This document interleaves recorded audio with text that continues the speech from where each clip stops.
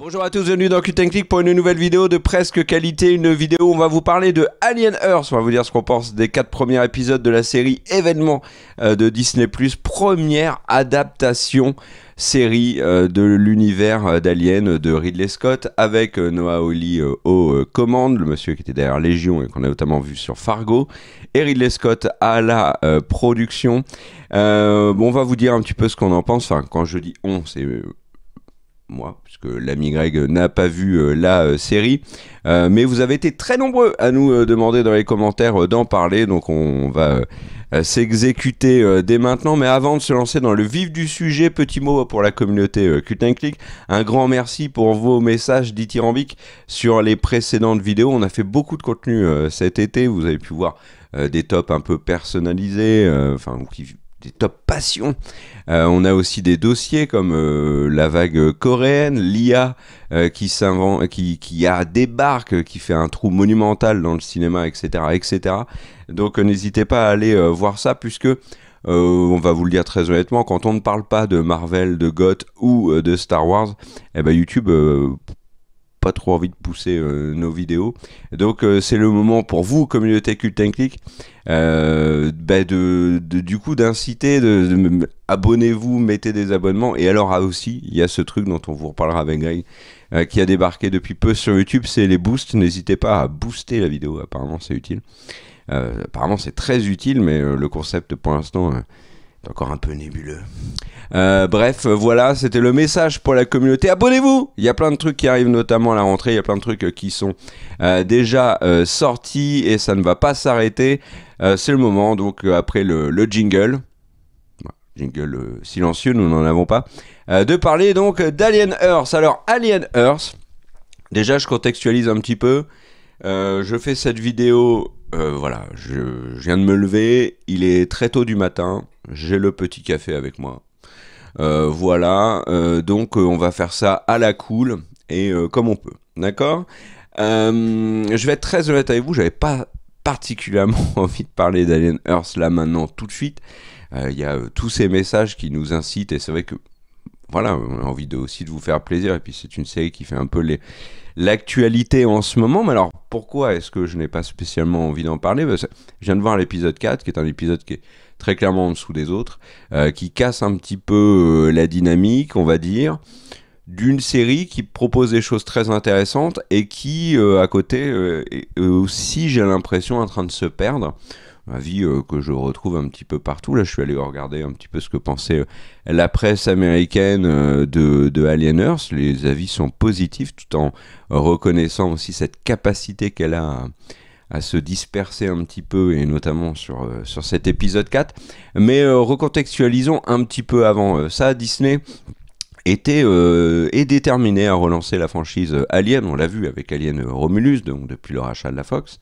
Ça se fait en parallèle avec Predator. Il booste Predator. Là, on a bientôt Badlands, on a eu Killers of Killers il y a quelques semaines, et on a eu bien évidemment Prey l'année dernière, ou il y a 2 ans maintenant. 2 ans ou 3 ans, on s'en fiche, hein, vous allez me dire, voilà, 3 ans, 2 ans, peu importe. Toujours est-il que Disney veut pousser de nouveau ses franchises. Alors pourquoi est-ce que je parle de Predator? C'est que historiquement les deux sont liés, notamment avec le jeu vidéo qui avait donné des films, et qui redonne aujourd'hui des rumeurs de « Ah, mais ça serait une bonne idée, dis donc, de faire Alien et Predator, ou Alien versus Predator », un truc qui a déjà existé et qui a été globalement loupé au cinéma, mais voilà, c'est dans les cartons.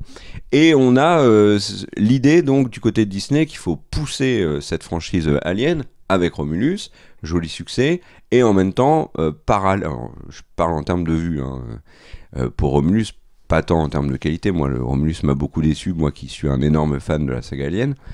En parallèle de ça, Disney a développé donc cette série Alien Earth, qui est la promesse de quelque chose qui est dans la saga depuis des décennies maintenant, qui est l'arrivée d'un alien sur Terre, avec, je sais pas vous, hein, mais moi quand j'étais gamin, la menace absolue dans l'univers d'Alien, c'était qu'un jour, il y en ait un qui puisse mettre un orteil, je sais pas si les aliens ont des orteils d'ailleurs, mais un orteil sur Terre, parce que c'était condamné notre planète, et on n'avait pas eu forcément de réflexion sur comment était la Terre à ce moment-là, etc., etc.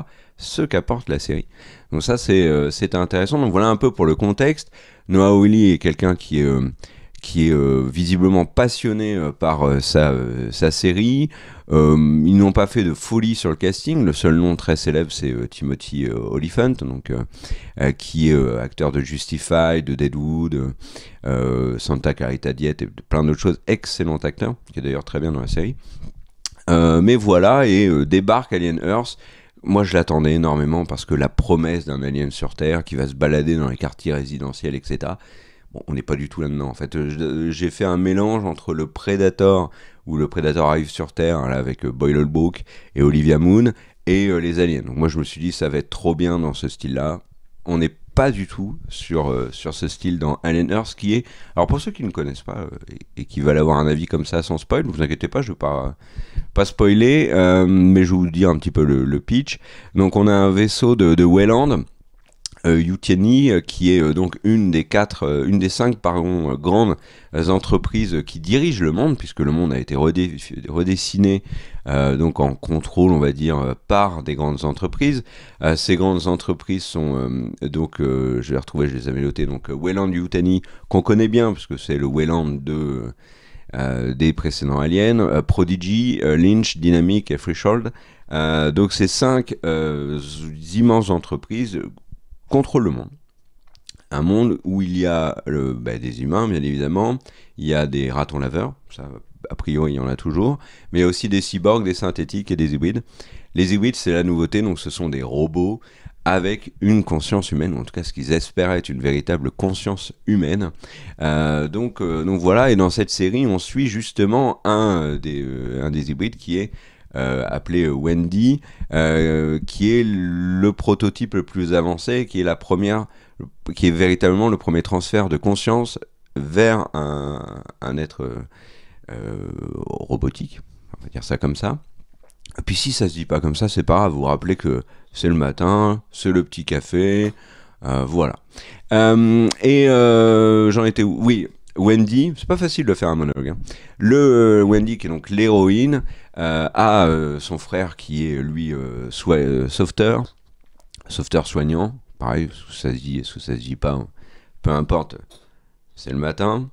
Et ils interviennent sur donc l'arrivée d'un vaisseau qui s'écrase sur Terre de manière très spectaculaire. Et dans ce vaisseau, figurez-vous, qu'il y a des extraterrestres, des espèces inconnues. Et dans l'eau, il y a bien évidemment le xénomorphe d'Alien. Donc voilà un petit peu. Donc quelles sont les conséquences? Est-ce que la Terre est condamnée? Enfin, vous allez voir. Dans cette série, si vous ne l'avez pas vue, il y a des choses très intéressantes. Alors qu'est-ce qu'on peut dire globalement sur Alien Earth, maintenant que j'ai fait un peu le pitch? Que c'est...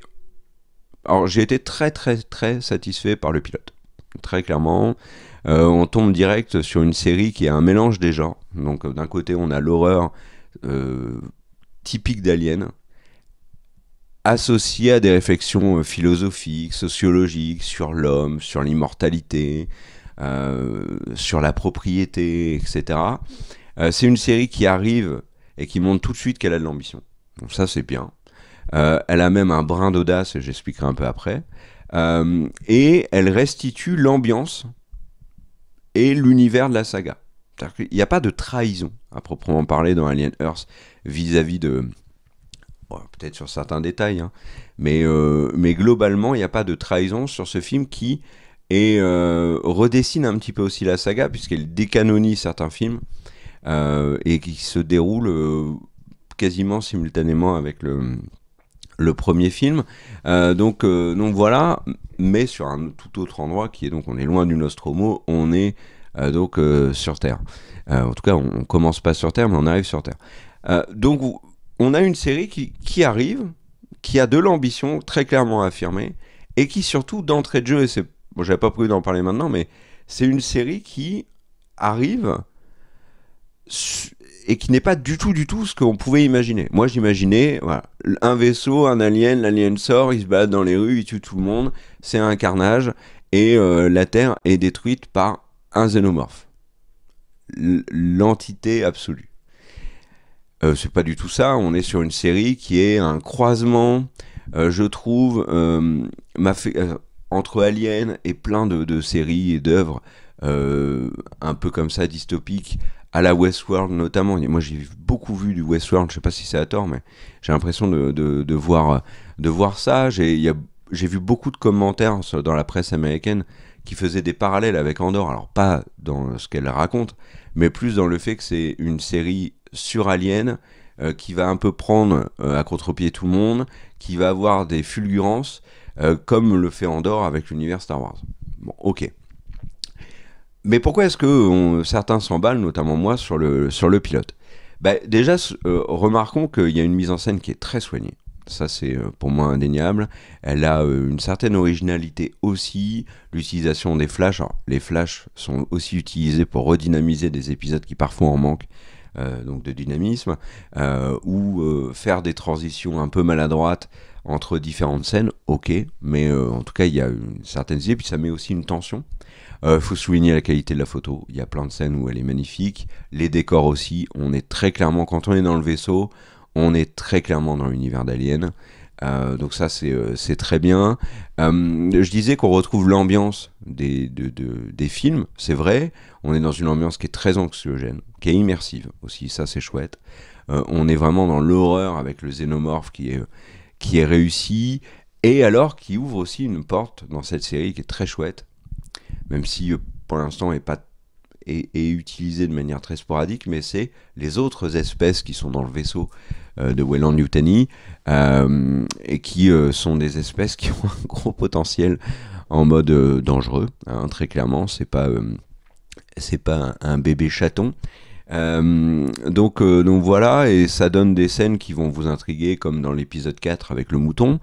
Donc voilà, et si, alors maintenant je me pose un peu sur l'intrigue, bah, je l'ai dit tout à l'heure, c'est clairement pas ce que j'attendais, je pense que c'est clairement pas ce que tout le monde attendait. Là on va dans une intrigue qui va déjà beaucoup développer le lore, donc ça c'est très chouette, centré sur la Terre. Donc l'idée des 5 méga entreprises, on commence à avoir des éléments, enfin vraiment ça enrichit l'univers d'Alien comme je l'imaginais pas. Je n'imaginais pas du tout la Terre comme ça. J'imaginais pas du tout qu'ils allaient développer les choses au niveau des hybrides, des androïdes, etc. Enfin, moi, j'imaginais plus une chasse de l'alien contre eux et une panique totale des terrestres.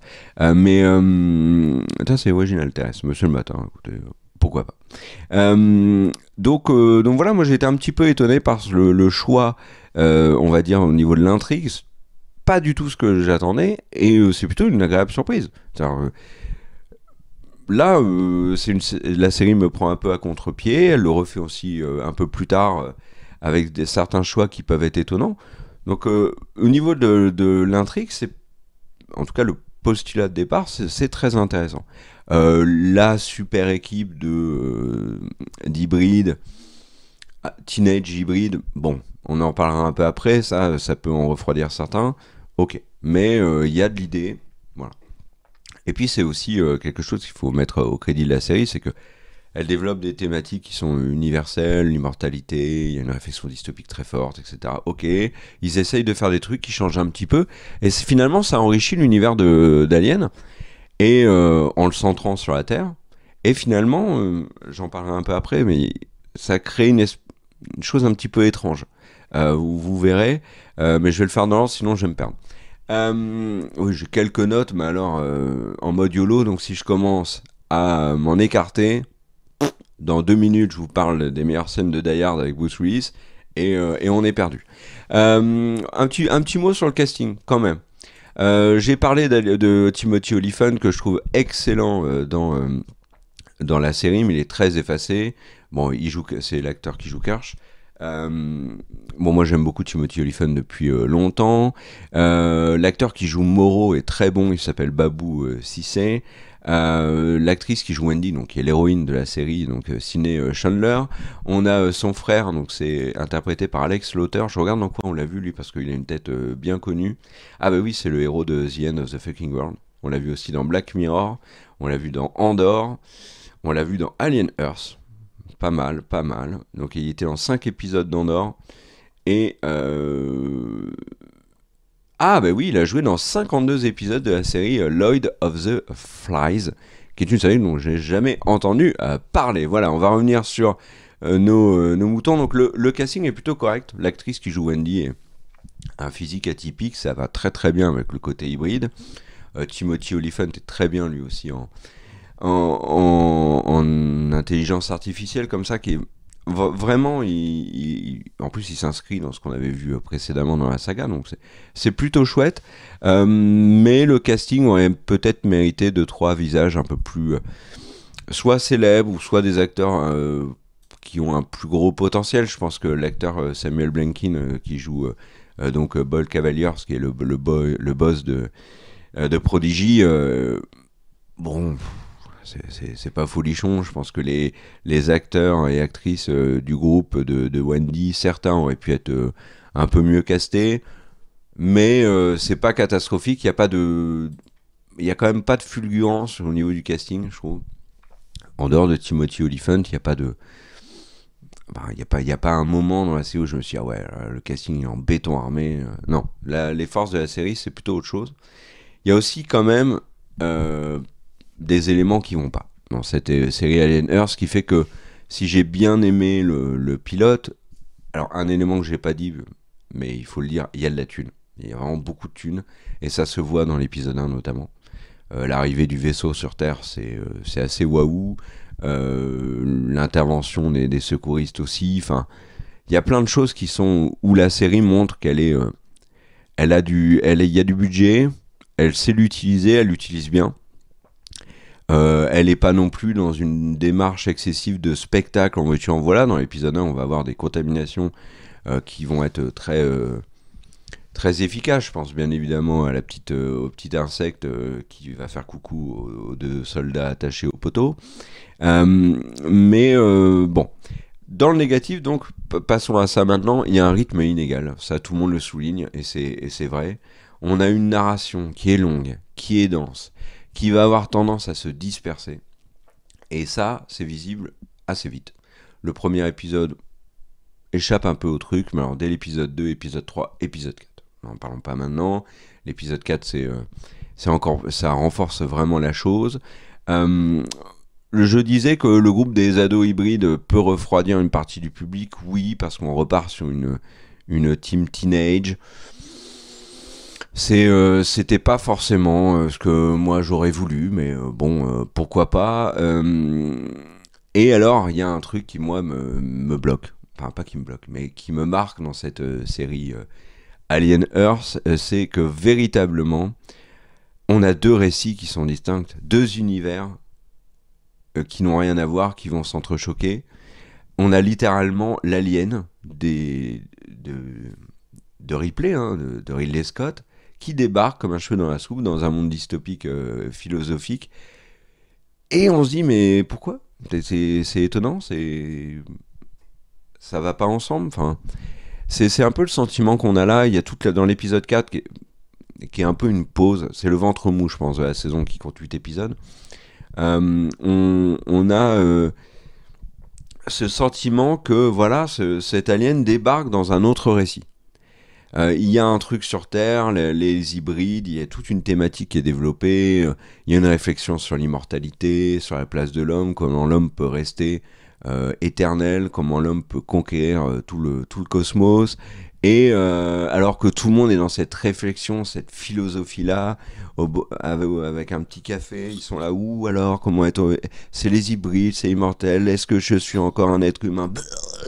Et je suis massacré par un alien qui vient d'arriver derrière et qu'on n'avait pas vu venir. C'est un peu le sentiment que ça donne.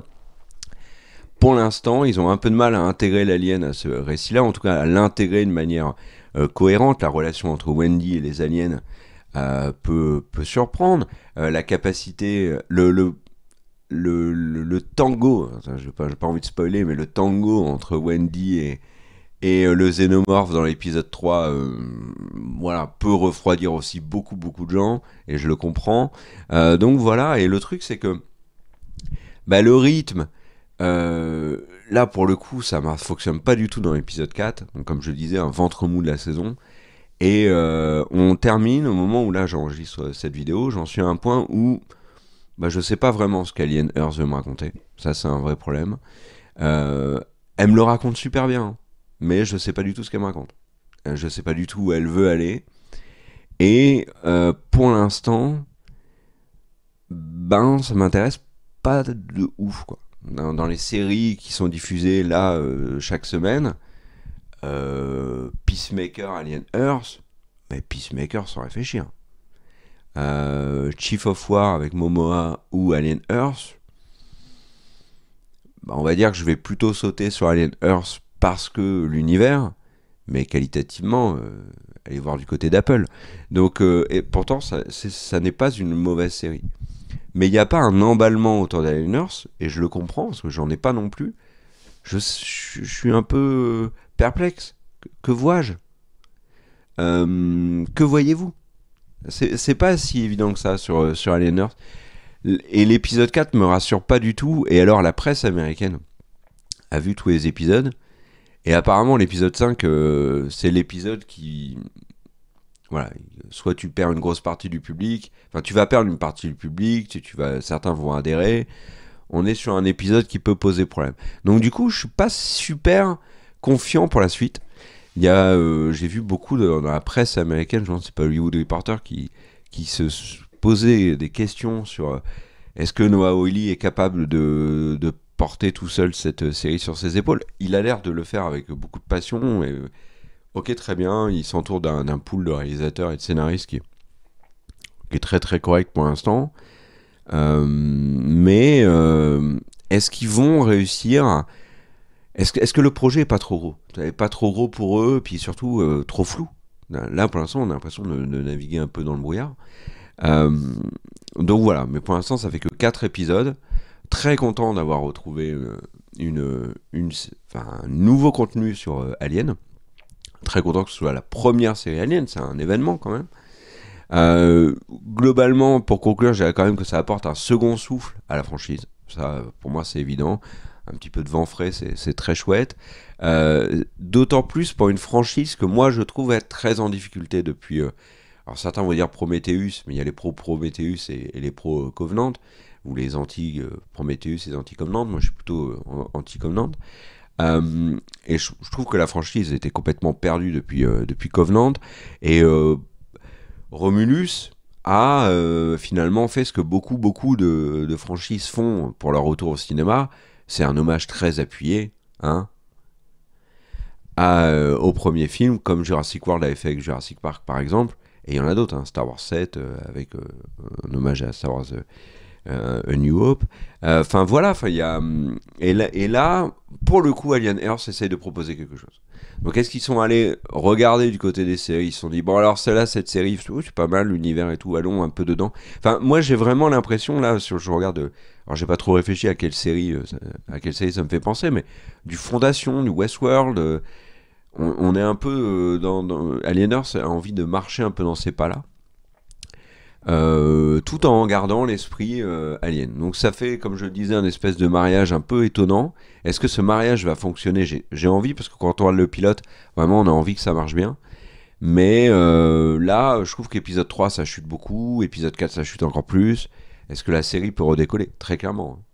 Je sais plus comment se passait l'épisode 4 de Westworld. Mais Westworld saison 2 c'est un truc de ouf. Enfin, Fondation aussi ça devient très bien après. Il faut laisser une série le temps de s'installer. Elle tâtonne peut-être un peu trop au début, mais bon après tout ce qu'elle a proposé au début était quand même très correct. Elle tâtonne maintenant. Voilà, il y a des séries qui débarquent, le pilote est moisi et puis tous les épisodes qui suivent le sont tout autant. Laissons une chance à Alien Earth. J'ai pas en tout cas le sentiment que la série se paye ma tronche. Et ça, mine de rien, pour une grosse série Disney, c'est quand même pas mal. Ça fait longtemps qu'on n'a pas eu une série Marvel Star Wars qui arrive pas, en dehors d'Andorre bien sûr, qui arrive pas en disant « Hey, t'as 8 heures devant toi? Bah tu vas t'ennuyer et on va bien se moquer de toi. » Non, là avec Alien Earth, ça n'a pas trop l'air d'être le cas. Donc tant mieux. Voilà les amis, n'hésitez pas à nous dire ce que vous en pensez. Moi je n'ai littéralement, en dehors de quelques critiques très grosses, comme je le disais au niveau de la presse américaine, puis j'ai un peu checké les notes, mais sans regarder les avis des gens, je ne sais pas du tout ce que vous en pensez. J'ai vu dans les commentaires, il y a plein de gens qui disaient parlez-nous d'Alieners, il y a vraiment des choses à dire. La série, vous sous-entendiez que la série était en train de énormément diviser, ou qu'elle était complètement rejetée, ou qu'il y avait une adhésion, je ne sais pas. Donc dites-nous un petit peu ce que vous en pensez, vous, dans les commentaires de cette série Alieners. Je suis très intrigué de voir ça. On les lira attentivement, vos commentaires. Donc voilà, merci à tous d'avoir regardé la vidéo. Merci aux tipeurs pour votre soutien en cette période où notamment YouTube et l'algorithme est impitoyable. Pas de tipeurs, pas de Cult & Click. Voilà, faut être réaliste. Et puis voilà, je redis le truc boosté. Apparemment c'est important, un clic ou deux dessus et c'est réglé. Et ça va beaucoup nous aider, ça va aussi beaucoup aider les autres vidéos si vous le faites sur les autres vidéos. On a vraiment on s'est beaucoup investi sur la chaîne cet été pour vous permettre d'avoir beaucoup de vidéos et aussi nous pouvoir faire un break, même très court. Voilà. Donc n'hésitez pas à aller regarder tout ça, à mettre des commentaires, à vous abonner si c'est pas encore fait. Enfin, vous connaissez la chanson, mais voilà, YouTube étant si impitoyable que sans la communauté Cult & Click, nous ne sommes rien, tout simplement. On vous dit à tous et à toutes une bonne fin de journée.